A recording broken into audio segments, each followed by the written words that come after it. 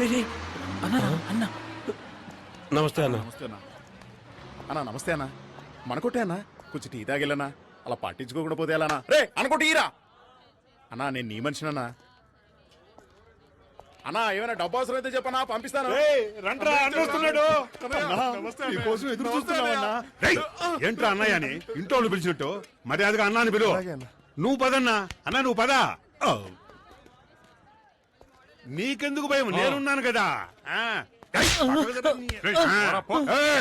ఎవరికైనా ధైర్యం ఉంటే టచ్ చేసి చూడండి రా, చించేస్తాను. కొండగాడంట యాడ్రా వాడు, రమ్మండ్రా వాడిని. కొండగాడంటే నాకు దీంతో సమానం.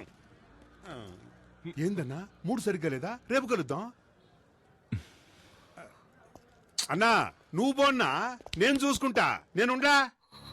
అమ్మా లేచి ఏమైనా తినమ్మా.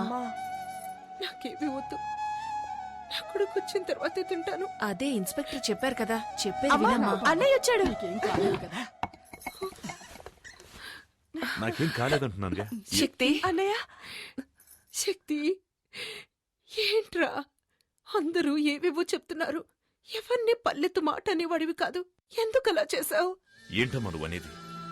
నాన్ననొకడు నడి రోడ్లో అన్యాయంగా కొడుతూ ఉంటే నన్ను చూస్తూ ఊరుకోమంటావా? ఒకవేళ నాన్న చనిపోయి ఉంటే అయ్యో ఏం చేస్తున్నావురా నువ్వని నా చొక్కా పట్టుకుని అడగవా? చెప్పమ్మా, నువ్వు అడగవా? ఆపరా. ఏదేమైనా చట్టాన్ని చేతుల్లోకి తీసుకోవడానికి నువ్వెవరు? నీ కళ్ళ ముందు జరిగినా సరే క్రిమినల్స్ తో పోరాడుతూ చచ్చిపోవచ్చు. ఏం మాట్లాడేది? అది నా డ్యూటీ. అది మీ డ్యూటీ కావచ్చు నాన్న, కానీ నేను చేసింది కొడుగ్గా నా డ్యూటీ. నువ్వు పద నాయనా.